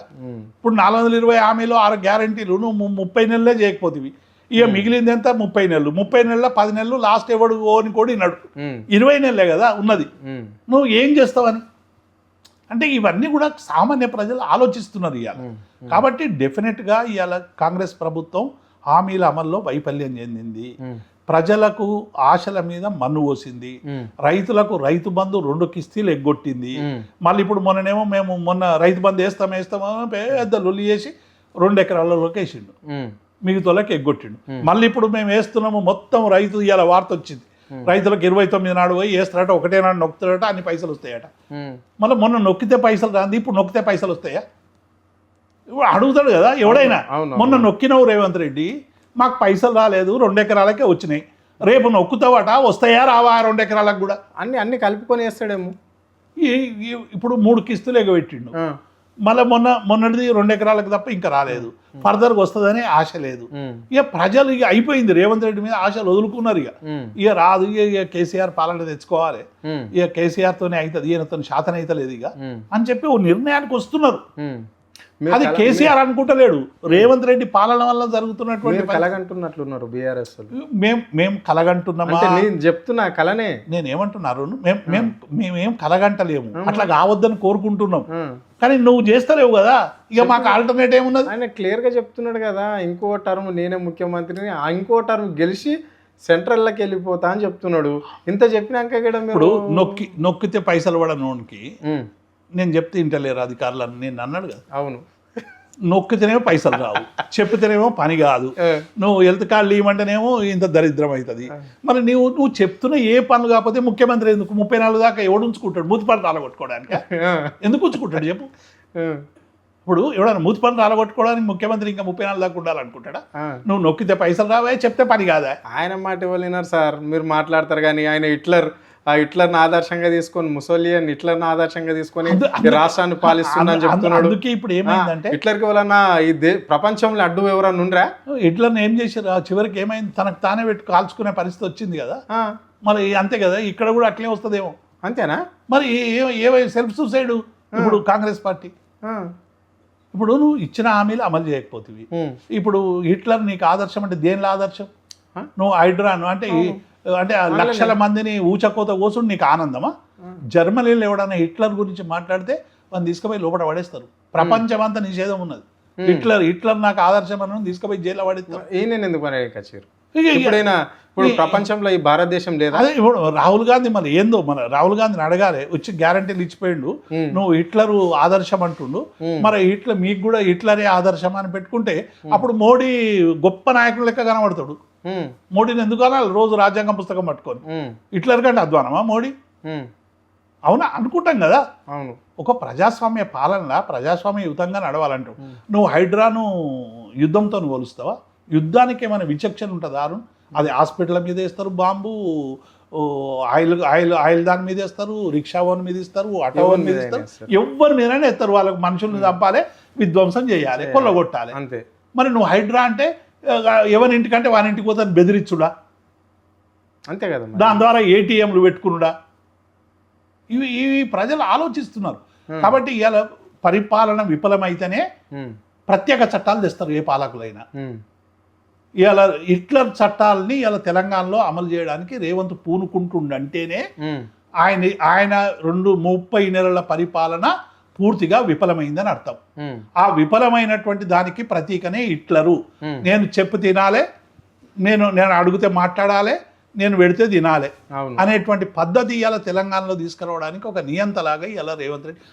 ఎవడైనా బయటికి పోతే మీ ముఖ్యమంత్రి ఎవడంటే మాకు హిట్లరు అని మేము చెప్తే మా గౌరవం ఉంటుందా అరుణ్? రేవంత్ రెడ్డి నాకు హిట్లర్ ఆదర్శం అంటే మరి హిట్లరు పెట్టుకోవాలి కదా పేరు. మా ముఖ్యమంత్రి హిట్లర్, రేవంత్ రెడ్డి పేరు హిట్లర్ అని మారిస్తే అయిపోతుంది. అంతే కదా. నీకు నీ అంత పేరు నువ్వే పెట్టుకున్నావు కదా, హిట్లర్ నాకు ఆదర్శం అని. ఎందుకు అంటే ఈ హైడ్రా అనేటువంటిది ఎవరింటికి పడితే వానింటికి పోతుంది, పర్మిషన్ ఉన్నోన్నింటికి పోతుంది, లేనోన్నింటికి పోతుంది. యుద్ధానికి విచక్షణ లేదు కదా, నీ హైడ్రా కూడా విచక్షణ ఉండదు. చాలా చేసిండు అది ఒకటి. ఇప్పుడు హైకోర్టులో ఎన్ని మొట్టికాయలు వేసినాయి హైడ్రా మీద. ఎంతమంది ప్రజాప్రతినిధులు హైడ్రాను చేసిండ్రు, హైడ్రా బ్లాక్ మెయిల్కి ఉపయోగించుకుంటారు, హైడ్రా డబ్బులు వసూళ్లకు ఉపయోగించుకుంటారు, హైడ్రా వల్ల అనేక ఇబ్బందులు పేదలకు మధ్యతరగతి ప్రజలకు కలుగుతున్నాయని ఇన్ని విమర్శలు వస్తే మీరు దాన్ని సరిచేయాల్సినటువంటి పద్ధతి పోయి మీరు హిట్లర్ లాగా యుద్ధం లాగా పెట్టి నేను హిట్లర్ను, నేను ఏదైనా చేస్తా, నేను ఏది చేసినా మీరు పడి ఉండాలి అనేటువంటి మాటలు మాట్లాడడం అనేది ఇది పూర్తిగా ఒక ప్రజాస్వామ్య పాలనకి ఇది సరైనది కాదు. కాంగ్రెస్ పార్టీ సమాధానం చెప్పాలి. Okay, right. ఇది ఎట్లుంటే మరి నిరుద్యోగుల ముచ్చటేంటి రాష్ట్రంలో? ఆయన 65,000 ఉద్యోగాలు ఇచ్చినాము అని చెప్పేసి ముఖ్యమంత్రి గొంతు జించుకొని చెప్తుంటాడు, ప్రతిసారి చెప్తాడు. ఇప్పుడు నేనేమంటున్నా 65,000 ఉద్యోగాలు ఇచ్చింది నిజం. మేము అబద్ధం ఆడాల్సిన అవసరం మాకు లేదు కదా. రేవంత్ రెడ్డి 65,000 ఉద్యోగాలు ఇచ్చింది నేను, అందులో 50,000 నోటిఫికేషన్లు ఉద్యోగాలకు సంబంధించి మొత్తం ప్రాసెస్ కంప్లీట్ చేసి రెడీగా పెట్టింది కేసీఆర్. అవి పంచింది నువ్వు. 65,000 ఉద్యోగాలు అయిపోయినాయి. నువ్వు ఇచ్చిన హామీ ఏంది? 2 లక్షలు ప్రతి సంవత్సరానికి 2 లక్షల ఉద్యోగాలు ఇస్తామని హామీ ఇచ్చినావు. 3 ఏళ్ళు అయింది. 3 రోజుల్లో 6 లక్షల ఉద్యోగాలు రావాలి. మరి ఏం పోయినాయి? 65,000 ఉద్యోగాలు ఇచ్చినామంటే ఎంత పర్సెంటేజ్? 10% కూడా కాదు. కరెక్టే కదా. 20,000 60,000 అదే అంటే 2 లక్షలకు 10% ఇచ్చినావు. 20,000 ఉద్యోగాలు ప్రతి సంవత్సరం ఇచ్చినావు. ఇలా 3 ఏళ్ళు అయిపోయింది. నువ్వు ఇచ్చిన 65,000 ఉద్యోగాలు, సంవత్సరానికి 20,000 ఉద్యోగాలు ఇచ్చినావు. నేను 2 లక్షలు అని చెప్పినా నాతో అయితలేదు, శాతం అయితలేదు అని చెప్పి చిక్కడపల్లి సెంట్రల్ లైబ్రరీకి పోయి ముక్కు నేలకు రాసి నిరుద్యోగులకు క్షమాపణ చెప్పి ఇగో నేను ఇవ్వలేకపోతున్నా సర్దుకోండి అని చెప్పమని వాళ్ళకు. అప్పుడు వాళ్ళు కనకరిస్తారో ఎంటబడి తరుముతారో తెలుస్తారు. ఇలా దిల్సుఖ్ నగర్, అశోక్ నగర్, చిక్కడపల్లి సెంట్రల్ లైబ్రరీ విద్యార్థులందరూ రోజు ఎందుకు ఆందోళన చేస్తారు? వాళ్ళకి ఏమైనా షోకేంది? మీ బీఆర్ఎస్ వాళ్ళంతా బీఆర్ఎస్ విద్యార్థి విభాగం గంత మంది ఉంటే మేమేంది? అవును, మీరే పురమాయించి చేపిస్తున్నారు. వాళ్ళు ఎవరు బీఆర్ఎస్ వాళ్ళు చెప్పండి, చూపి. చెప్తలేడా ముఖ్యమంత్రి? ముఖ్యమంత్రి అప్పుడేమన్నాడు ఎన్నికలప్పుడు, వీళ్ళంతా నాకు కాంగ్రెస్ అంబాసిడర్లు, మీరు ఇంటింటికి ప్రచారం చేయాలి, అయ్యబ్బకి చెప్పాలి. చేసి కాంగ్రెస్ అంబాసిడర్లు అప్పుడైన వాళ్ళు 6 నెలలనే బీఆర్ఎస్ అవుతారా? ఎందుకు అవుతారు? నువ్వు అందరికి ఉద్యోగాలు ఇచ్చి ఉద్యోగులను చేస్తే లాల్ బహదూర్ స్టేడియంలో వీళ్ళకి వినతి పత్రాలు వస్తే అయిపోతుండే కదా, ఎందుకు వంచాలి?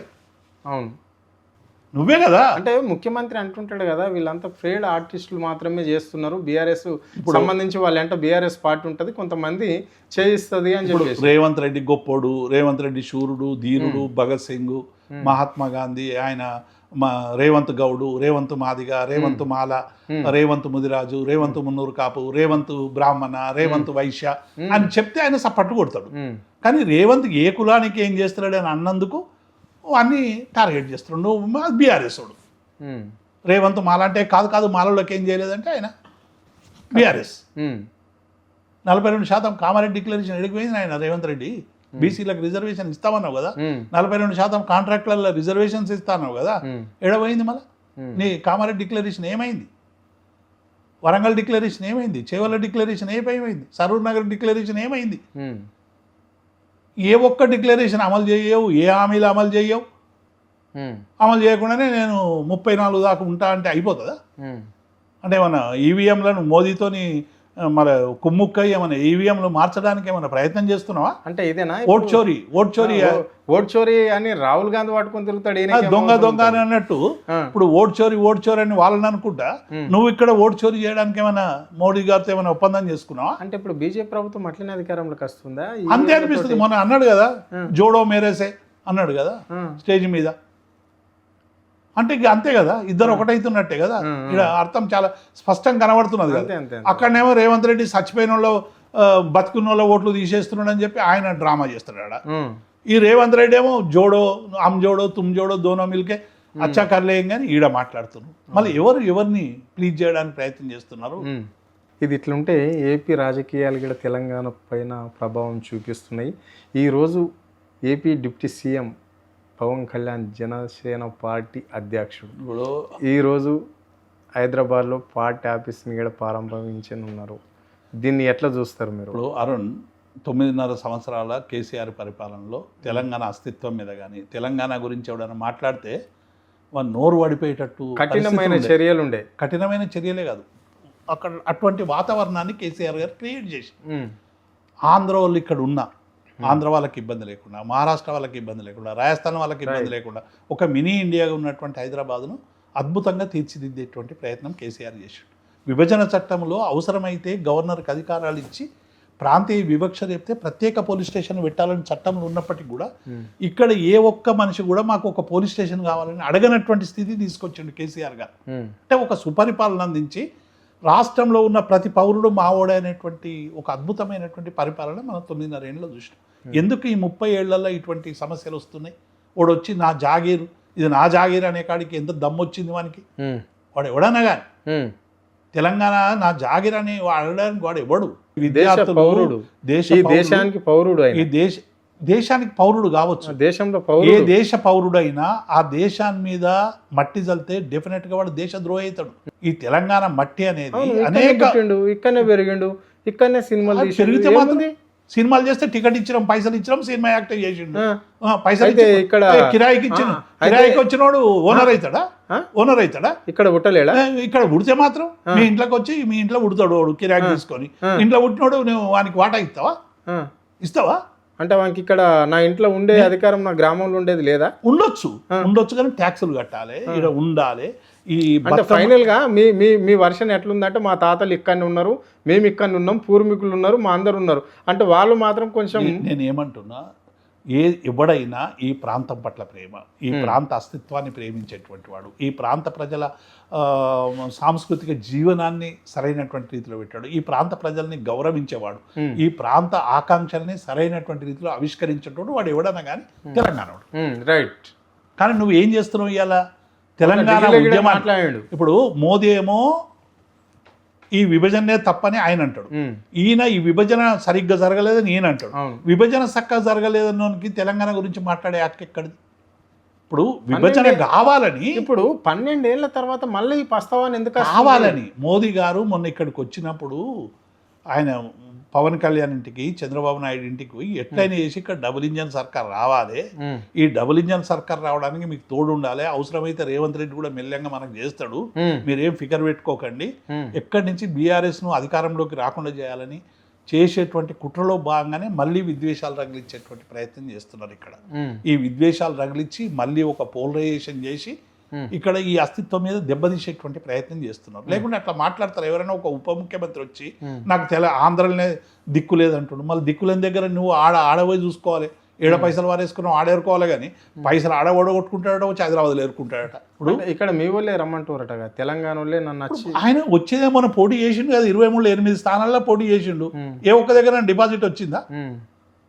పవన్ మున్సిపాలిటీలో చేసిండు, శాసనసభలో పోటీ చేసిండు, జనసేన ఎప్పటి నుంచో పోటీ చేస్తున్నది. ఈ పోటీ చేయొచ్చు, ఎవడైనా తెలంగాణలో వచ్చి ఎవడైనా పోటీ చేయొచ్చు. పోటీ చేస్తే మాత్రం ప్రజలు ఎవరిని ఆశీర్వదిస్తే వాళ్ళు నాయకులు అవుతారు. కానీ నువ్వు ఇక్కడ వచ్చి నేను ఇప్పుడు మొదలు పెడతా, ఇప్పుడు వస్తా, ఇగొస్తా, ఆగొస్తా, నేను సినిమా రిలీజా రా చూసుకుందాం, ప్రజలు ఏం చేస్తారో, ప్రజలు ఎట్లా తీర్పిస్తారో తెలుస్తుంది. బండకేసి కొడతారు. తెలంగాణ నా జాగీరನ್ನು నూకుంటారా? తెలంగాణ విభజన సక్క లేదని నూకుంటారా? తెలంగాణ తల్లి శిశువు జన్మించింది, తల్లి మరలించింది అన్నట్టు నూకుంటారా? పాకిస్తాన్ విభజనతో పోల్చిన ఓట్లేస్తారా? వీళ్ళకి నైతిక డైరీలో రాసి లేదు అన్నోళ్ళను అన్నిటినీ తెలంగాణ వాదే డైరీలో రాసింది ఉన్నదా తెలంగాణ అని చెప్పేసి కూడా మాజీ ఎమ్మెల్యే. ఇప్పుడు ఎవ్వరన్నా నేనేమంటున్నా, తెలంగాణ మీద దుర్భాషలాడిన వాళ్ళు, తెలంగాణ అస్తిత్వం మీద బురద చల్లేటోళ్ళు, తెలంగాణ ప్రజల పట్ల సరైనటువంటి సోయి లేనోళ్ళు, తెలంగాణ మట్టి మీద ప్రేమ లేనోళ్ళు, తెలంగాణ ఉద్యమకారుల పట్ల సరైనటువంటి కన్సర్న్ లేనోళ్ళు ఇట్లా మాట్లాడితే ఊకుంటారా ప్రజలు? అది ఎప్పుడో 100 సంవత్సరాల కింద జరిగిన ఉద్యమం కాదు ఇది. ఇది 12 ఏళ్ల కింద జరిగిన ఉద్యమం. అందరం బతికే ఉన్నాం, అందరం చూస్తూనే ఉన్నాం. కాబట్టి ఇటువంటి మాటలు మాట్లాడి విద్వేషాలు రగిలించి మనుషుల మధ్య ఎందుకు? రావచ్చు, పోవచ్చు, రొయ్యలా ముక్కోవచ్చు, సెక్రటరియట్లో మాత్రం చక్రం తిరిగితే ఒప్పుకోమని మా గోరేటెంకన్న పాట పాడింది. అవును, మేము గదే చెప్తున్నాం, కొత్తగా ఏం చెప్తలేము. గోరేటెంకన్న అంటే గుర్తొచ్చే, మరి ఇప్పుడు గద్దరన్న అయితే లేడు, గద్దరన్న కార్ గిఫ్ట్ ఇచ్చిండట కదా. ఇప్పుడు కారు ఎందుకు కొనిచ్చిండు? అన్నీ ఏవో ఒక గద్దర్ అంటే ఆయన ఒక ప్రపంచానికి ఒక నిలువెత్తు రెబల్కు, తిరుగుబాటుకు ఒక ప్రతీక. ఆయన గద్దర్ అంటే మామూలు ఆయన కాదు. గద్దరుతో మంచి సంబంధాలు ఉంటుండే. గద్దర్ మా అందరికి ఆదర్శం. గద్దరులో గుండ్లు దించినోడు ఎవడు? మీ నాయకుడే కదా, చంద్రబాబు నాయుడే కదా. మళ్ళీ అడుగు ఎందుకు గుండ్లు దించడం అని. ఆ గుండ్లు దించడంతో దోస్తాను ఎందుకు చేస్తున్నావు? అవునా కాదా? ఇప్పుడు ఇద్దరు ముఖ్యమంత్రి, నువ్వు ఆయన ఉన్నావు. మన గద్దర్ని ఆ రోజు మేము గుండ్లు దించినందుకు క్షమాపణ చెప్తున్నావు అని చెప్పి మాట్లాడితే ఒప్పుకుంటాం.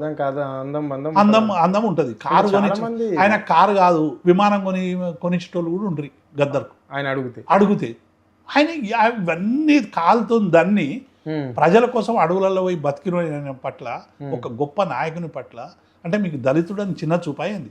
అది ఇంకొకరిని అంటావాను, ఇంకొకరిని అని చూడు అంటే దళితులు అంటే ఏం కాదు, దళితులు అంటే చిన్న చూపు, ఆయనకు మేము కొనిచ్చినాం అంటే కారు ఈయన కొనిస్తేనే కారు గద్దర్ కార్లో తిరిగిండని. ఎంత అహంకారము, ఆధిపత్య అహంకారం. ఆయన అనుకుంటే విమానాలు వచ్చి ఆడ కూర్చునేటి, ఆయన గొప్ప నాయకుడు అయిపోతాడు రాజకీయాలలో. అవన్నీ కాలుతో దండిండు. ఎవరి కోసం దండిండు? పేద ప్రజల బతుకు మారాలి, సమన్యాయం కావాలి, దేశంలో సమసమాజం రావాలి, ఈ దొరల ఆధిపత్యం ఉండొద్దు, పెత్తనం ఉండొద్దు, మనవాదం పేరు మీద మనుషుల్ని చంపొద్దు, గుళ్ళలకు ఒక వాళ్ళే పోవద్దు, అందరు పోవాలి, అందరికి 2 పూటల భూవదలు కాలే, మనిషి మనిషిగా చూడండి అని ఒక గొప్ప సిద్ధాంతంతో బతికిన నాయకుడు గద్దర్. నువ్వు ఆయనను పట్టుకొని మాట్లాడితే తెలంగాణ జనం ఊరుకుంటుందా? కొట్టకపోవచ్చు, రేపు ఓట్లతో గుర్తారు. పవన్ కళ్యాణ్కి అంతే కదా, నిలవడమని. గద్దర్ను అవమానించడానికి ఏం గుణపడని చెప్పాను చెప్తారు. నేను ఏమంటున్నా, గద్దర్ ఒక లెజెండ్, ఆయనను పట్టుకొని నువ్వు ఇవాళ ఇట్లా మాట్లాడడం అనేటువంటిది మంచిది కాదు. ఆయన లేడు ఇవాళ, ఆయన ఉంటే కట్టెతో సమాధానం చెప్తుండే. ఇవాళ ఆయన ఇంటి ముందు కూర్చొని ఆ కట్టెతో 2 కొడుతుండే. ఇవాళ పాపం లేడు ఆయన.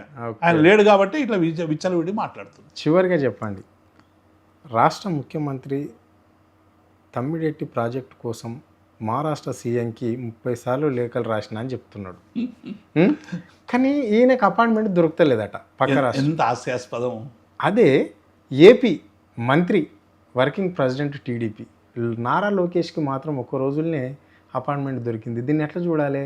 దీన్ని ఏమనుకోవాలి? ఈ రాష్ట్ర ప్రజలు ఏమనుకోవాలి? ఈ దేశం కూడా ఏమనుకోవాలి? ఇది పొలిటికల్ డ్రామా అనుకోవాలి ప్రజలందరూ కూడా. అంతే కదా. నువ్వు తుమ్మిడిహట్టి దగ్గర కట్టదలుచుకున్నావు. కట్టదలుచుకోవాలంటే నువ్వు మహారాష్ట్ర ముఖ్యమంత్రికి అపాయింట్మెంట్ తీసుకున్నావా? తీసుకున్నాక నువ్వు మహారాష్ట్ర పోయినావా? 30 సార్లు ఉత్తరాలు రాస్తే నాకు అపాయింట్మెంట్ దొరుకుతలేదు. మరి విచిత్రం. మరి ఆయనకి ఎట్లా దొరికింది అనేటిదే ఈ రాష్ట్ర ప్రజల. ఇప్పుడు మళ్ళీ అడగాలి చంద్రబాబు నాయుడు, ఈయన గురువే కదా, మీ లోకేష్ ఎట్లా తెచ్చుకుంటున్నాడు అపాయింట్మెంట్ కొద్దిగా చెప్పరాదు, నేను కూడా తెచ్చుకుంటాను. ఒక ముఖ్యమంత్రి అడిగినాక అపాయింట్మెంట్ ఇవ్వరా? ఇవ్వచ్చు, ఇవ్వకపోవచ్చు. నీకు తుమ్మిడిహట్టికి పర్మిషన్ ఇస్తాడా ఇవ్వడా, దానికి సంబంధించిన వాళ్ళ ఆలోచనలు ఏమని, ఈయన ఆలోచన వేరే విషయాలు. కానీ అపాయింట్మెంట్ ఎందుకు ఇవ్వరు? మోదీ ఎందుకు ఇస్తున్నాడు, ముఖ్యమంత్రి ఎందుకు ఇవ్వడు నీకు? ఎవడైనా అర్థం చేసుకుంటాడు. మోదీ ఏమో మన పోతే కలిసి శాల్వ గప్తి మళ్ళీ మీ ముఖ్యమంత్రి ఇస్తలేడని మోదీకి ఎందుకో చెప్పలేదు. మరి రాష్ట్ర ప్రజలకు చెప్తున్నాడు. కానీ అదే నారా లోకేష్కి దొరుకుతుంది, ఈయనకి రాష్ట్ర ముఖ్యమంత్రికి దొరకచ్చింది అనేది చెప్పేసి కొంతమంది పేదల, అంటే ఈయన ముఖ్యమంత్రికి పనికిరాడని తెలంగాణ ప్రజలు అర్థం చేసుకోవాలి. అంటే ఈయన చూసి చెప్పులెత్తుకపోతున్నారు అని అన్నాడు కదా. అవును. మరి ఈయన ముఖం చూసి అక్కడ అపాయింట్మెంట్లు కూడా ఇస్తలేరా? ఇవ్వకుండా మొత్తం తెలంగాణ ప్రజల మందరం కలిసి అందరిని తీసుకొని పో అఖిలపక్షాన్ని. ఎందుకు ఇస్తలేడు? 1 రోజులు ఇవ్వకుంటే చూద్దాం. అంటే తెలంగాణ ముఖ్యమంత్రి అంటే ఇంత అగౌరవపరిచేటువంటి ఒక రాష్ట్రం ఉంటే ఆ రాష్ట్ర ముఖ్యమంత్రి పట్ల ప్రజలు ఎట్లా వ్యవహరించాలో అట్లా వ్యవహరిస్తారు కదా. రేవంత్ రెడ్డి అంటే ఆయన అందరికీ ముఖ్యమంత్రి, ఆయనకు కూడా గౌరవం దక్కాలని మేము కోరుకుంటాం. ఆయనకు అపాయింట్మెంట్ ఇవ్వకుండా ఎందుకు నానుస్తున్నాడు అనేటువంటిది కూడా ప్రజలకు చెప్పాలి కదా. నువ్వు లేఖలు రాసినావా, 30 లేఖలు రాసినావా, లేదా వస్తాను రాసినావా, ఏం రాసినావా? 30 లేఖలు బయటపెట్టి మహారాష్ట్ర ముఖ్యమంత్రి ఇట్లా ఇస్తలేడని చెప్పి మహారాష్ట్ర ముఖ్యమంత్రికి వ్యతిరేకంగా ఓ తీర్మానం చేయి అసెంబ్లీలో, అపాయింట్మెంట్ ఇస్తలేడని తీర్మానం చేసి కేంద్రానికి పంపు, మోదీకి దగ్గరకు పోయినా నిరసన తెలుపు, లేకుంటే మహారాష్ట్ర పోయి ధర్నా చేసి వద్దాం అందరం కలిసి అప్పట్లో చేసినట్లు. ఇవన్నీ డ్రామాలు. ఎందుకంటే ఇప్పుడు ఆడ గట్టేది లేదు, తుమ్మిడిహట్టికి వచ్చేది లేదు. ఆల్రెడీ ఇప్పుడు ఎలినో ప్రభావం చాలా తీవ్రంగా ఉంది. ఇప్పుడు ఒకవేళ వస్తే ఒకేసారి వర్షాలు వస్తాయి, లేకుంటే ఎండలు కొడతాయి. వచ్చిన వర్షాన్ని కాపాడుకొని రిజర్వాయర్లలో నీళ్లు పెట్టుకోవాలి. కాళేశ్వరం ప్రాజెక్ట్ ఇప్పటి వరకు రిపేర్ చేయకపోవడం వల్ల రేపు జరిగే అనార్థాలు డెఫినెట్గా రేవంత్ రెడ్డిని వెంటాడుతాయి. రేపు తెలంగాణ ప్రజలకు ఈ ఎలినో వలన వచ్చే ఇబ్బందులు నువ్వు సరైనటువంటి రీతిలో కార్యాచరణ తీసుకోకుంటే రేపు ప్రజలు తిరగబడతారు. ఇక అంత ఈజీ కాదు. నువ్వు నీళ్లతో నిప్పుతో చెలగాటం ఆడొద్దు. కాబట్టి ఇప్పటికైనా రేవంత్ రెడ్డి తెలంగాణ ప్రజల ఆకాంక్షల కోసం ఏం చేసినా మేమందరం సపోర్ట్ చేస్తాం. తెలంగాణ ప్రజల ఆకాంక్షలు డ్రామా రూపంలో చేస్తే డెఫినెట్గా తరుముతాం. రైట్. థ్యాంక్ యూ సార్, మీ విలువైన టైం మాకు కేటాయించినందుకు. నమస్కారం.